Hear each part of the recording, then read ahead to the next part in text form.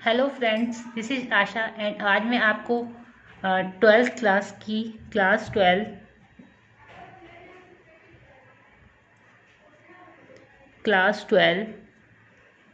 इतिहास का पहला चैप्टर पढ़ाने जा रही हूँ। 2 वीडियो मैंने आपको पहले पढ़ा चुकी हूँ, अब सेकंड पार्ट पढ़ा रही हूँ उसका। मैंने वीडियो कंटेंट की बनाई थी और 2 और बना चुकी हूँ। टोटल 2 ही वीडियो हो गई हैं। अब हम लेसन 1 का पार्ट फर्स्ट, ईंटें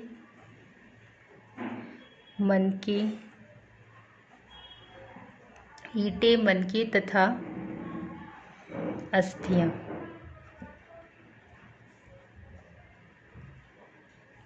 ये लेसन का नाम है हड़प्पा सभ्यता।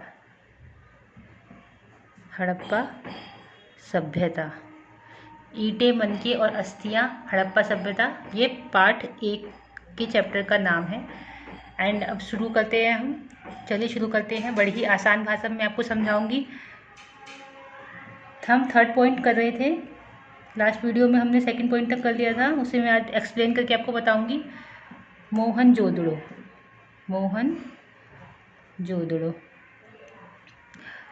तो मोहनजोदड़ो में हमने, ये 3rd पॉइंट था मोहनजोदड़ो वाला।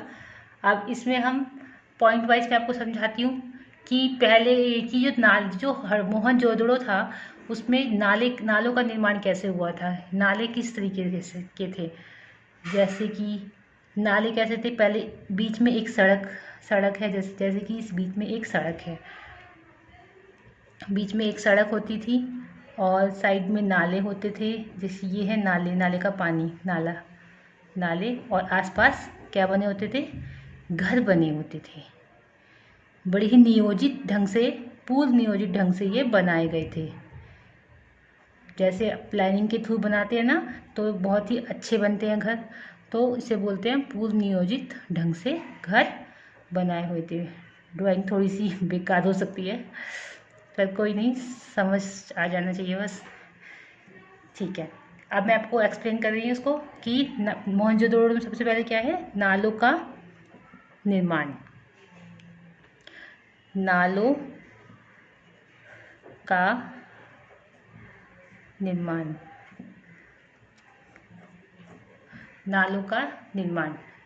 अब इसमें क्या क्या पॉइंट आ सकते हैं नालों का निर्माण में, कि जो नाले थे मोहनजोदड़ो में वो नियोजित जल निकास प्रणाली थी। कैसी थी मोहनजोदड़ो में नाले कैसे थे कि नियोजित जल निकास। नियोजित का मतलब होता है कि एक तरीके से नाली का गंदा पानी गलियों से निकलता था, आसपास घर भी होते थे और एक बड़े से नाले में जाते थे। एक बड़ा सा यहाँ पे नाला होता था, नाला जिसमें कि गंदा पानी जाता था सब घरों का।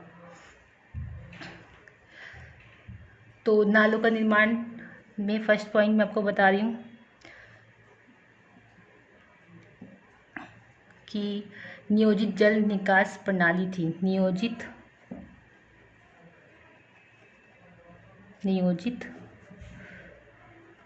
जल निकास प्रणाली थी। ये आपको समझ आ गया, नियोजित जल निकास प्रणाली थी। इसका मतलब यह है कि हड़प्पा सभ्यता में जो नाले का पानी था वो एक तरीके से एक नाले के अंदर जाता था। जब हम कहीं जैसे कि हम कोई भी घर लेते हैं तो उसके लिए हम देखते हैं कि वो जो रोज़ की सुविधाएं हैं वो सब होनी चाहिए, जैसे पानी और सीवर का पानी कहाँ जाता है, गंदा पानी कहाँ जाता है, नहाने के लिए पानी होता है नहीं होता, और सब्जी वगैरह मिलती है, मार्केट आसपास है या नहीं है। तो ये डेली यूज़ की हमारी जो आवश्यकताएं होती हैं, तो ये सब हम देख के ही घर का निर्माण घर लेते हैं हम। ऐसे तो नहीं है ना कि घर ले लेते हैं ये सब सोचते नहीं है कि हमें जो डेली यूज़ की जो चीज़ें हैं वो कैसे हमें प्राप्त होंगी, वो सब होगा ही नहीं, तो हम क्यों घर लेंगे उस जगह पे जहाँ पे हमें कोई सुख सुविधा मिलेगी ही नहीं। तो चलिए, तो अब सेकंड पॉइंट है, सड़कों तथा गलियों को एक ग्रिड पद्धति में बनाया गया था और ये एक दूसरे को समकोण पर काटती थी। ये इंपॉर्टेंट पॉइंट है। सड़कों सड़कों तथा गलियों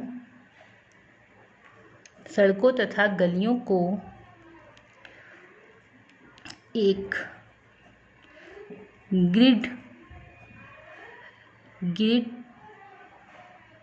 पद्धति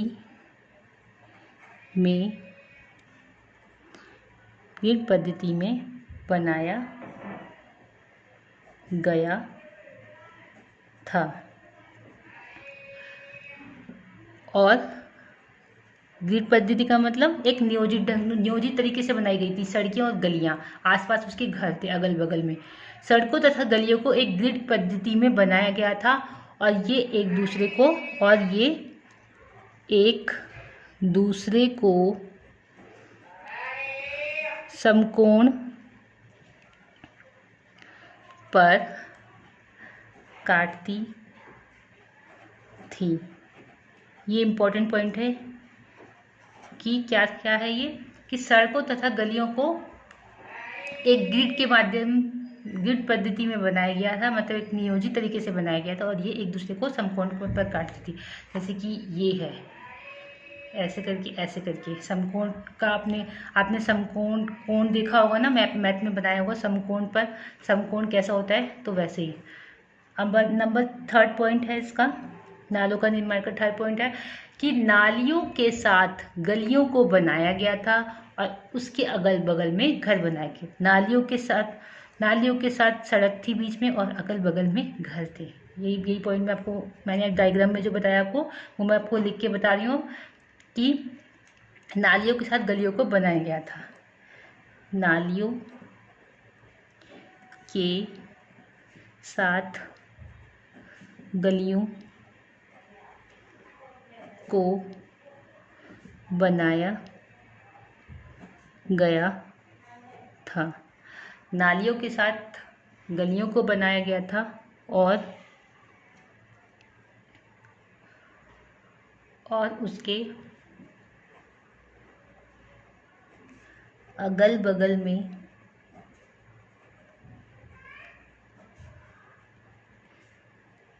घर बनाए गए थे।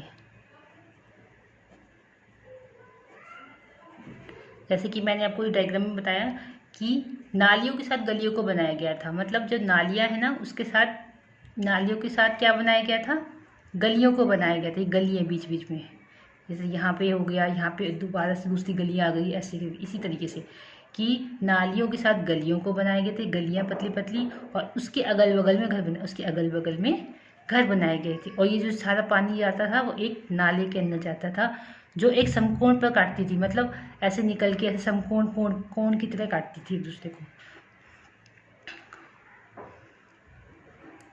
अब आता है 4th पॉइंट कि घरों के गंदे पानी को गली की नालियों से जोड़ा गया था। प्रत्येक घर की एक दीवार का गली से सटा होना आवश्यक था। यानी कि घरों का जो गंदा पानी था वो कहाँ जाता था, एक बड़े से नाले में जाता था। घरों के गंदे पानी को गलियों की जो नालियाँ हैं वो गंदे पानी से जोड़ी गई थी, यानी कि नाले से। और उसके मतलब इसका मतलब ये कि हर घर की एक दीवार नाले से जुड़ी होती थी, तब तो गंदा पानी जाएगा उस नाले के अंदर। घरों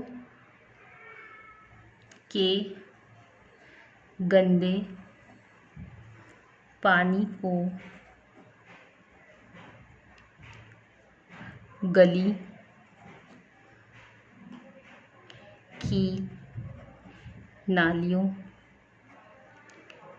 से जोड़ा गया था।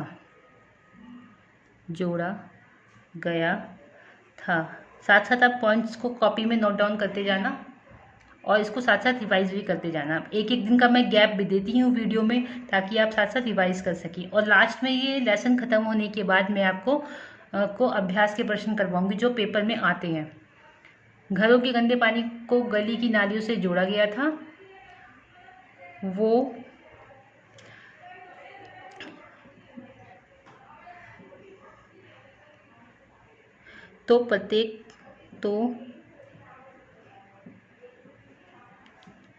प्रत्येक मतलब हर एक घर जो है, प्रत्येक घर की एक दीवार का गली से सटा होना आवश्यक था। ये आपको समझ आ गया होगा कि घरों के गंदे पानी को गली की नालियों से जोड़ा गया था, जो प्रत्येक घर की एक दीवार का गली से सटा होना आवश्यक था, यानी कि एक दीवार गली से सटी होंगी ही, जैसे ये सब सटे हुए हैं। अब सेकंड पॉइंट आता है, जैसे नालों का निर्माण था इसका, अब आता है सेकंड पॉइंट, गृह स्थापत्य। गृह स्थापत्य गृह स्थापत्य इसका फर्स्ट पॉइंट है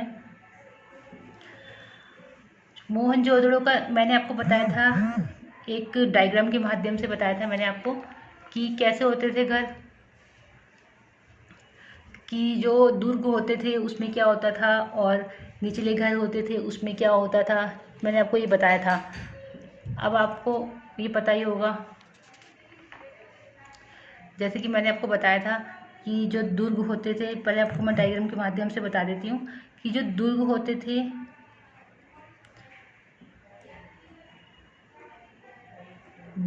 थे उसे क्या कहते थे? दुर्ग होते थे वो आकार की दृष्टि से छोटे होते थे। मैंने आपको बताया था ना, दुर्ग होते थे वो आकार की दृष्टि से छोटे होते थे। और जो वो होती थी बड़ी बस्ती होती थी, वो क्या होती थी? निचला शहर कहते थे उसे। क्या कहते थे? निचला शहर। तो मैंने आपको बताया था कि जो दुर्ग होते थे वहाँ पे क्या होती थी? सार्वजनिक सभाएं होती थी, अनुष्ठान हो गए सार्वजनिक रूप से, जहाँ पे बहुत सारे लोग इकट्ठे हो सके, उसे कहते थे दुर्ग। वो आकार की दृष्टि से कैसी होती थी? छोटी होती थी। और जो बड़ी बस्ती होती थी उसे निचला शहर कहते थे, और जिसमें क्या होता था उसमें क्या होता था? आवासीय स्थल भी बोलते हैं उसे, जहाँ पे आवास करते थे लोग, आवासीय स्थल जहाँ पे लोग रहते थे। ठीक है। और ये क्या होते थे? सार्वजनिक सभाएं।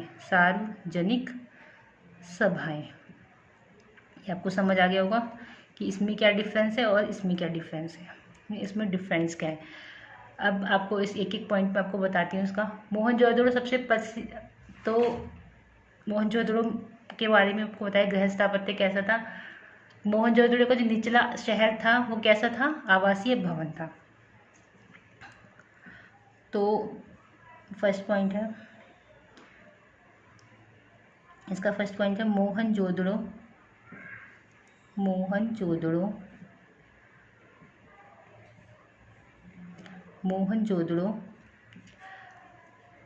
का निचला शहर आवासीय भवन था। यानी कि ये जिसे बड़ी बस्ती कहते थे। मोहनजोदड़ो का निचला शहर क्या था? आवासीय भवन था। दूसरा पेज,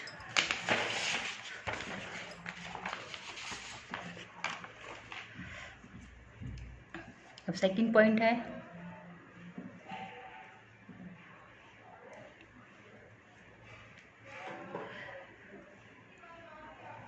तो जो निचला शहर था वो कैसा था? आवासीय भवन था। मोहनजोदड़ो का निचला शहर क्या था? आवासीय भवन था। तो हम निचले शहर की बात कर रहे हैं, दुर्ग की बात हमने कर ली, वो सार्वजनिक सभाएं होती थी। अभी हम कर रहे हैं निचले शहर की बात। तो निचला शहर क्या था? बड़ी बस्ती कहते थे उसे। क्या था वो? आवासीय भवन था। क्या था? आवासीय भवन। फर्स्ट पॉइंट में आपको बता दिया, मोहनजोदड़ो का निचला शहर क्या था? आवासीय भवन था। सेकंड पॉइंट आता है जिसमें एक आंगन था। क्या था? आंगन, जिसके चारों ओर कमरे बने हुए थे। और आंगन में क्या होता था? आंगन में क्या करते थे ये लोग? खाना पकाते थे और बुनाई कढ़ाई करते हैं ना, ऐसी गतिविधियां करते थे। और जो खास तौर पर क्या करते थे? गर्मी के मौसम होते थे, शुष्क मौसम होते थे, उसमें ये काम करते थे। और क्या होता था? सीधा रास्ता नहीं जाता था, जैसे कि आंगन, मोहनजोदड़ो में जो आंगन होता था उसमें बाहर से जिसकी भी एंट्री होती थी ना, वो सीधा मतलब लास्ट वाले रूम में नहीं जाता था। आखिरी रूम में किसी को मतलब अंदर की चीज़ें दिखाई नहीं देती थी। अंदर का सीधा डायरेक्ट रूम ऐसा नहीं था जहाँ पे गेट में से अंदर जाते हैं हम और हम सीधा हमें सब कुछ दिखाई दे, ऐसा कुछ नहीं था। मतलब सुरक्षा की दृष्टि से भी ये लोग बहुत अवेयर थे। सेकंड पॉइंट मैं आपको लिख के बता देती हूँ कि क्या था यहाँ पे, जिसमें एक आंगन था, आंगन को अंडरलाइन कर देती हूँ मैं, जिसके, ये हम घर की बात कर रहे हैं कि कैसे घर थे मोहनजोदड़ो में, जिसमें एक आंगन था। मतलब किसकी बात कर रहे हैं, निचले शहर की। निचले शहर में क्या, सबसे नीचे का निचले शहर में क्या था मोहनजोदड़ो का निचले शहर क्या था, आवासीय भवन। आवासीय भवन में क्या होता था, जिसमें एक आंगन था और जिसके चारों ओर क्या थे, कमरे थे, जिसके चारों ओर कमरे थे, कमरे बने थे, जिसके चारों ओर कमरे बने थे। और आंगन खाना पकाने और कताई, चारों ओर कमरे बने थे। और आंगन खाना पकाने और कताई जैसे काम करने के लिए होता था। आंगन क्या होता था, कताई करने, आंगन क्या होता था, कताई करने तथा खाना पकाने जैसे कामों को करने के लिए होता था, कामों को करने के लिए होता था। आंगन किसके लिए होता था, खाना पकाने और कताई जैसे काम करने के लिए होता था। खास तौर पर कब करते थे ये काम आंगन में, खास तौर पर गर्म और शुष्क मौसम में।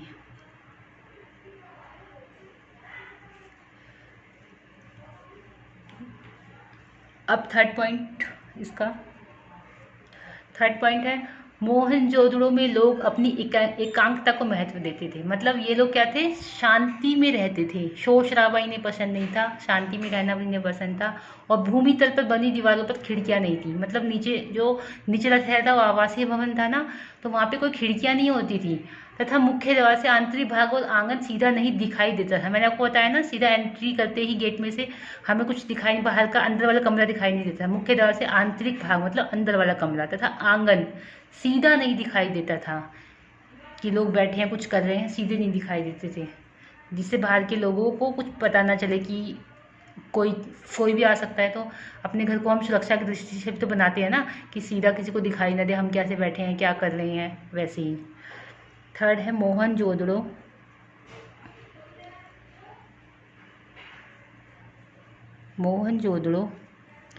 में लोग अपनी, ये पॉइंट कॉपी में लिखते जाओ और इसको साथ साथ रिवाइज भी करते जाना।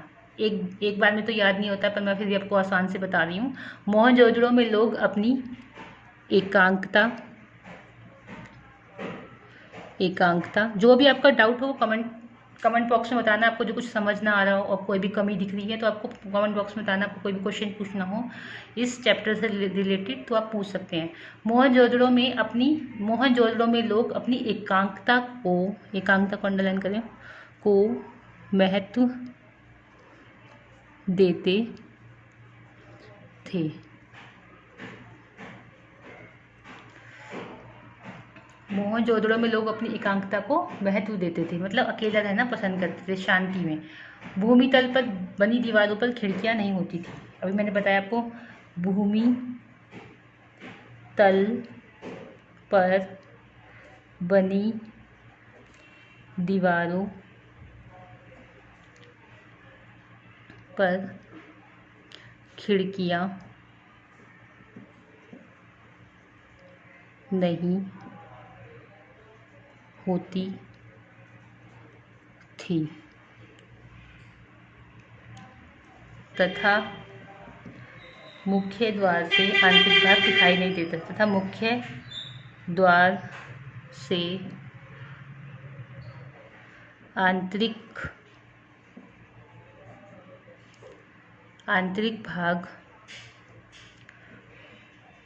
भाग तथा आंगन सीधा नहीं दिखाई देता था।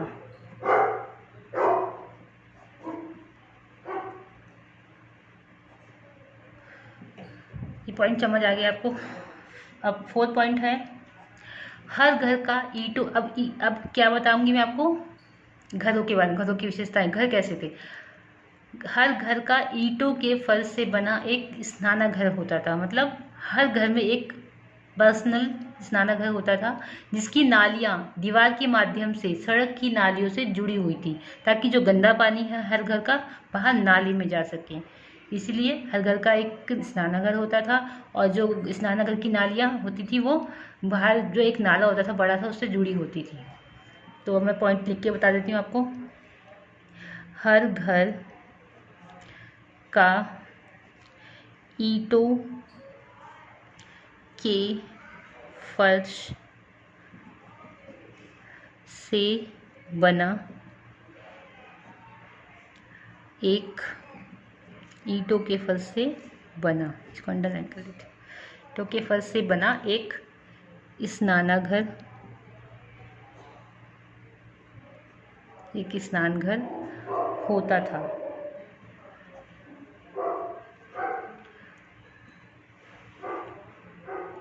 जिसकी नालियाँ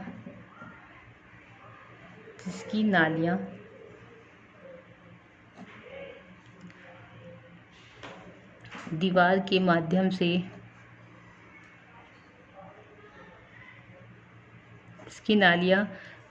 माध्यम से सड़क की नालियों से जुड़ी हुई थी।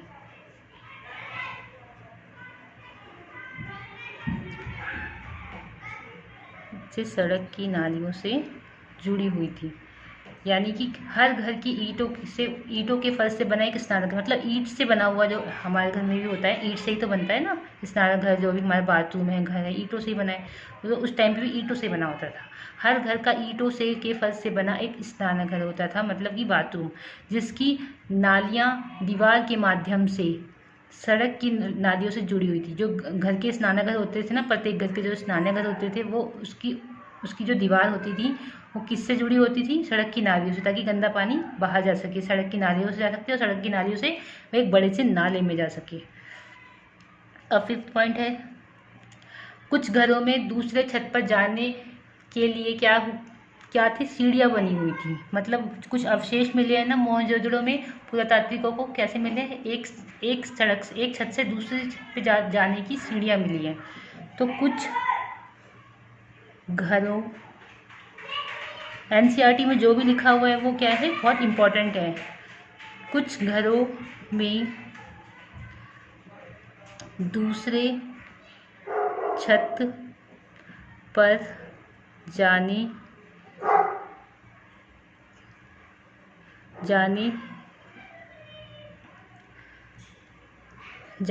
हेतु कुछ घरों में दूसरे छत पर जाने हेतु बनाई गई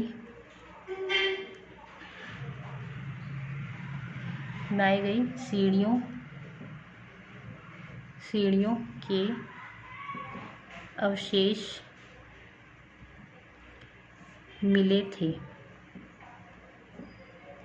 कुछ घरों में दूसरी छत पर जाने हेतु कुछ सीढ़ियों के अवशेष मिले हैं। इससे पता चलता है कि एक छत से दूसरी छत पर जाया जाता था।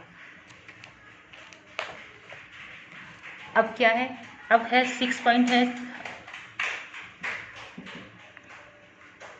6 पॉइंट क्या है? कुछ आवासों में क्या थी? कुएं थे। क्या थे? कुछ आवासों में कुएं थे। अब ये आवास कैसे होते थे? जो एक ऐसे कक्ष में बनाए गए थे जिसमें बाहर से आया जा सकता था, जिसका प्रयोग राहगीर करते थे।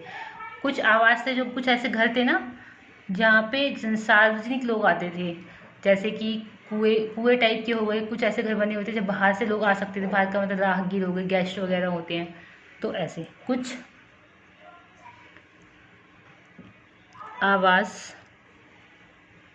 आवासों में कुएं थे। कुछ आवासों में कुएं थे। क्या थे? कुएं थे, जो एक ऐसे कक्ष में बनाए गए थे, जो एक ऐसे कक्ष में बनाए गए थे, जिसमें बाहर से आया जा सके। जिसमें बाहर से आया जा सकता था। जिसमें बाहर से आया जा सकता था, जिसका प्रयोग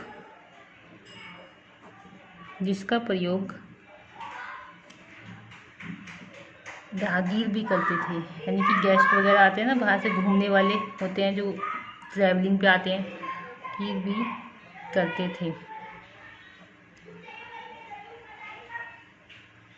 अब इसका 7 पॉइंट है कि विद्वानों के अनुसार कुओं की कुल संख्या कितनी थी? 700 थी। मतलब जो एस्टिमेट जो लगाए गए हैं, पुरातात्विक जो होते हैं ना, जो अंदाजे से बताते हैं मोहनजोदड़ो में ये हुआ था, ये हुआ होगा, ये सभ्यता में ऐसा, ये इस चीज़ के अवशेष मिले हैं तो ऐसा हुआ होगा, तो अंदाज़ा लगाते हैं। तो कुओं की संख्या की क्या उन्होंने बताई है? 700 बताई है विद्वानों ने।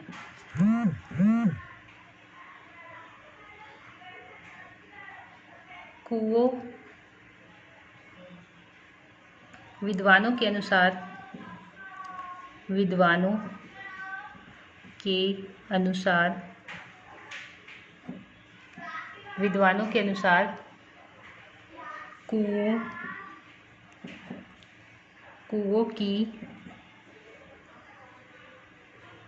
कुओं की कुल संख्या 700 थी। विद्वानों के अनुसार कुओं की कुल संख्या कितनी थी? 700 थी। लाइट बंद हो गई, कोई बात नहीं, लाइट बंद हो गई है। हड़प्पा सभ्यता, अब मैं आपको ये पॉइंट कंप्लीट हो गए हैं। गृह स्थापत्य के बारे में मतलब होता है, गृह कैसे थे? दुर्ग था और निचला स्तर था। दुर्ग में सार्वजनिक सभाएं होती थी और दुर्ग बड़ा होता था आकार की दृष्टि से, और जो निचला शहर होता था उसे बड़ी बस्ती कहते थे। ऐसा ही था। हड़प्पा स्थल को, अब मैं आपको डायग्राम के माध्यम से ही मैंने आपको बता ही दिया था। दुर्ग उसके बारे में मैंने आपको बता दिया, फिर मैं आपको एक बार फिर बता देती हूँ, देख लीजिए कि जो हड़प्पा स्थल है, हड़प्पा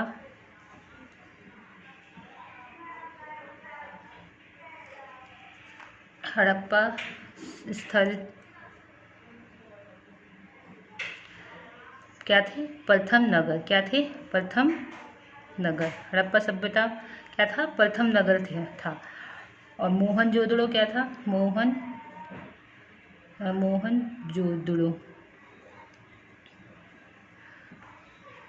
मोहनजोदड़ो क्या था? पुरातात्विक स्थल बोलते हैं, यहाँ पे सबसे पहले खुदाई हुई थी। दुर्ग, और दूसरा है निचले शहर। एक था दुर्ग और एक था निचला शहर। ये मैंने आपको बार बार बता दिया, कितनी बार बताया। दुर्ग क्या होते थे और निचले शहर क्या होते थे? दुर्ग क्या होते थे? ऊंचाई पर दीवारों से घिरा सार्वजनिक भवन। ऊंचाई पर होता था एक तो, ऊंचाई पर दीवारों से घिरा सार्वजनिक भवन। यहाँ पे सार्वजनिक सभाएं होती थी। सार्वजनिक भवन दुर्ग में क्या होती थी? सार्वजनिक भवन होता था। ऊंचाई पर दीवारों से घिरा सार्वजनिक भवन। और निचले शहर क्या होते थे? निचले शहर निचले स्थानों पर, यानी कि आवासीय भवन निचले स्थानों पर बने होते थे। निचले शहर निचले स्थानों पर बने होते थे, क्या बोलते थे? आवासीय भवन कहते थे, जहाँ पे लोग रहते थे। भवन दीवारों से घिरे चबूतरों पर बने होते थे। दीवारों से घिरे चबूतरों पर बने होते थे। दीवारों से घिरे चबूतरों पर बने होते थे, जो नींव का काम करते थे। क्या करते थे? नींव का काम करते थे। अब इसमें भी जो निचले स्थान थे ना, उसमें आवासीय भवन थे, तो इसमें भी 3 चीज़ आ जाती हैं। 3 चीज़ क्या क्या आ जाती हैं? एक तो सिंचाई होती थी, सिंचाई की बड़ी अच्छी व्यवस्था थी कि पानी सुनियोजित तरीके से नालों में जाता था। सड़क भी अच्छे से बनाई गई थी। यानी कि सिंचाई में क्या होता था, किसान कृषि प्रौद्योगिकी भी बड़ी अच्छी थी। गेहूं की खेती, चावल की खेती सिंचाई के द्वारा अच्छी होती थी। और सड़क क्या थी? सड़क तो पता बताया मैंने आपको। सड़क में क्या होता था, जल निकास प्रणाली बहुत ही अच्छी थी कि सही से पानी जाता था, एक नालों में जाता था। गलियों से जुड़े हुए घर बने होते थे, गलियों से नालियाँ जुड़ी हुई होती थी। और क्या था? और तीसरा क्या था? जल निकास प्रणाली, जल निकासी व्यवस्था। जल निकासी व्यवस्था। अब ये ख़त्म हो गया ये। अब इसका थर्ड पॉइंट मैं आपको बताती हूँ। पेज ख़त्म हो गया है, ये आपको समझ आ गया होगा। अब मैं आपको थर्ड पॉइंट बताऊँगी। मैंने दुर्ग और निचले भवन आपको बता दिया है। अब मैं थर्ड पॉइंट बताने जा रही हूँ आपको कि दुर्ग क्या बताऊँगी, दुर्ग के बारे में। दुर्ग क्या थे? दुर्ग, ठीक है।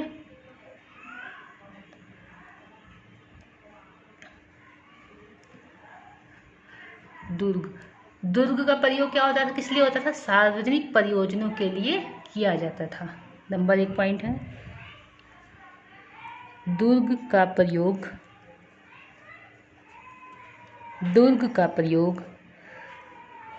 सार्वजनिक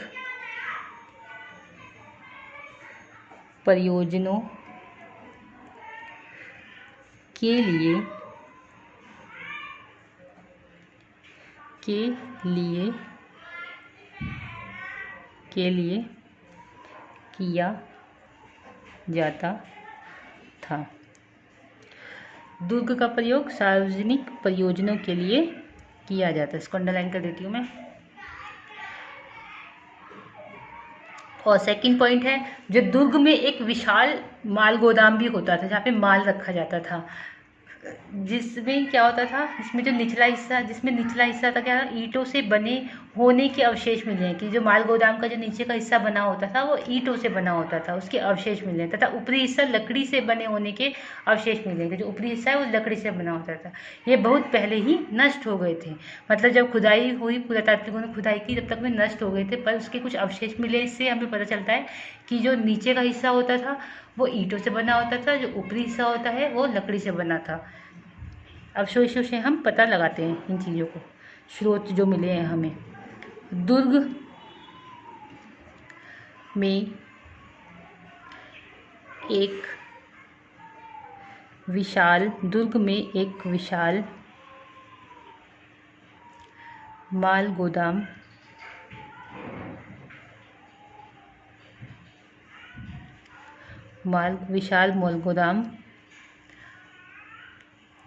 भी था।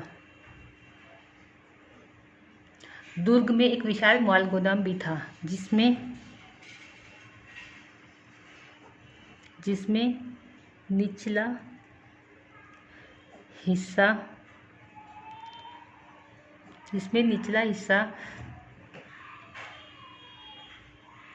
ईंटों से बने होने के अवशेष मिले हैं।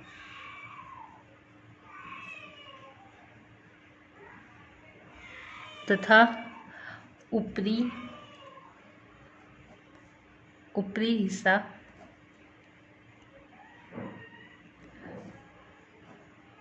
लकड़ी से बने होने के अवशेष मिले हैं।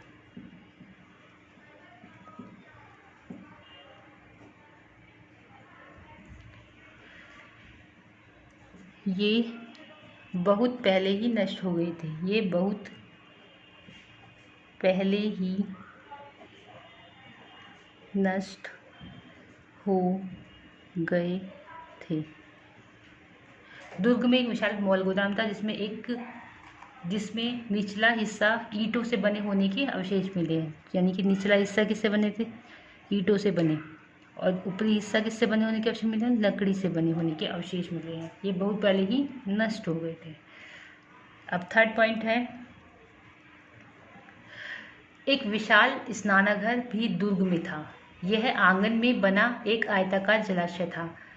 यानी कि एक विशाल स्नानागार भी था जो कि यहाँ था दुर्ग में। दुर्ग में क्या होता था? सार्वजनिक लोग आते थे, सार्वजनिक चीज़ें होती थी, सार्वजनिक भवन था ना, सार्वजनिक परियोजन होता था, कोई भी सार्वजनिक काम होता था वो दुर्ग में होता था। यह आंगन में बना एक विशाल जलाशय था। ये आंगन में बना होता था, और आंगन में क्या होता था? कैसा जलाशय था ये? आयत के रूप में था, ये आयत के आकार में था, जो चारों ओर से एक गलियों से घिरा हुआ था।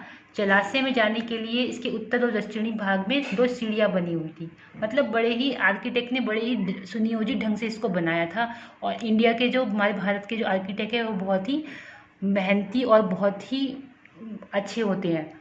बाहर से लोग जो आते हैं वो भी इसका भ्रमण करके जाते हैं, कि वो भी तारीफ़ करते हैं कि भारत के जो आर्किटेक्ट होते हैं वो बहुत अच्छे होते हैं। बड़े ही नियोजित ढंग से वो हर चीज़ों को बनाते हैं, चाहे तालाब हो, चाहे ये जो स्नानघर बना है उस टाइम पे भी बहुत ही क्रिएटिव होते थे ये लोग। थर्ड पॉइंट है, एक विशाल स्नानघर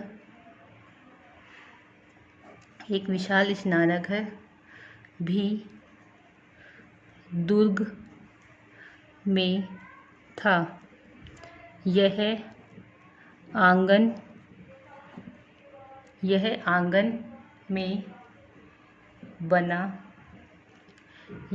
में बना एक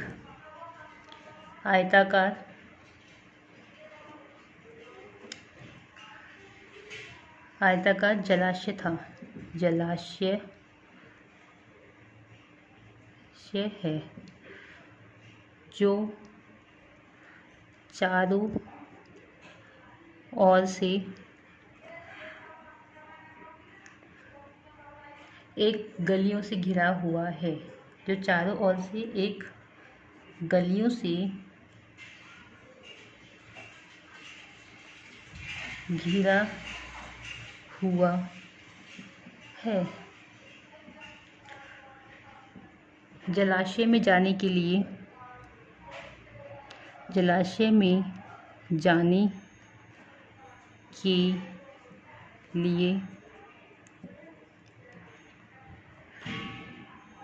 इसके उत्तरी और दक्षिणी भाग में 2 सीढ़ियाँ बनी थी। इसके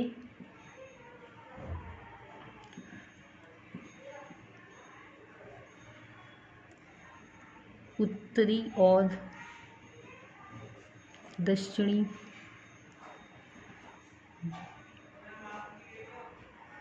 भाग में 2 सीढ़ियाँ बनी थी।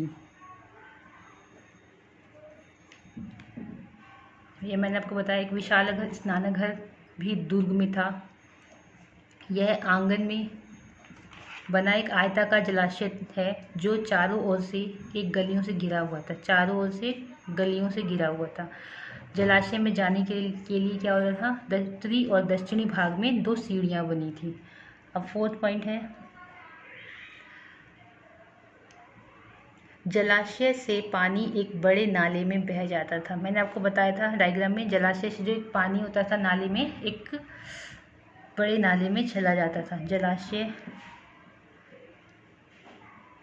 जलाशय से पानी, क्योंकि ये नालियाँ हैं वो सड़कों से जुड़ी होती थी, अगल बगल में घर होते थे, और नालियाँ हैं ना, प्रत्येक गली की नालियाँ एक बड़े से नाले में जुड़ जाती थी, जिसकी वजह से उसका सब गलियों का जो गंदा पानी है उस नाले में जाए। जलाशय से पानी एक बड़े नाले में बह जाता था। जलाशय से पानी एक बड़े नाले में बह जाता था। अब 5th पॉइंट आता है, इसका लास्ट पॉइंट है, जलाशय के किनारों पर ईंटों को जमाकर तथा जिप्सम के गारे के प्रयोग से इसे जलबद्ध किया गया था। यानी कि जो जलाशय का था ना, जो स्नानघर में जो जलाशय था नहाने के लिए था, कि किनारों को कैसे बनाया गया था, ईंटों को जमाकर, ईंटों को में वही चिनाई विनाई करके, सीमेंट लगा के, तथा जिप्सम के गारे के प्रयोग से इसे, पेपर में आता है ना, किससे बना था, ईंटों के जमाकर और जिप्सम के गारे से इसे जलबद्ध किया गया था, मतलब बनाया गया था जलाशय को। जलाशय के किनारों पर ईंटों को जमाकर तथा जिप्सम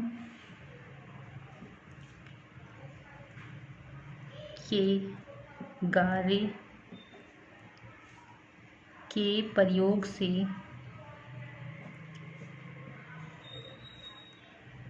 इसे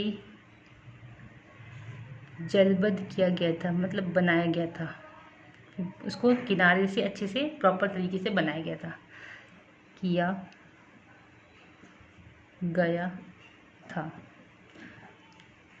जलाशय के किनारों को, जो स्नानघर का जो जलाशय था नहाने का, जलाशय के किनारों पर ईंटों को जमाकर तथा जिप्सम के गारे के प्रयोग से इसे जलबद्ध किया गया था। तो आपको ये लेसन समझ आया होगा, और कमेंट बॉक्स में मुझे बताएं कि आपको कोई भी डिफ़िकल्टी लगती है तो प्लीज़, आपको कैसा लगा आप मुझे लिख के बताएं, ताकि मुझे पता रहे कि आप भी इस वीडियो को देखते हैं, जुड़े हुए हैं। और प्लीज़ इस वीडियो को लाइक शेयर सब्सक्राइब भी करें, आपको अच्छी लगी हो तो ज़रूर करें। और आगे की वीडियो मैं आपको नेक्स्ट लेसन 1-2 दिन के गैप में बताऊंगी, ताकि आप ये सब रिवाइज़ कर सकें। Thank you.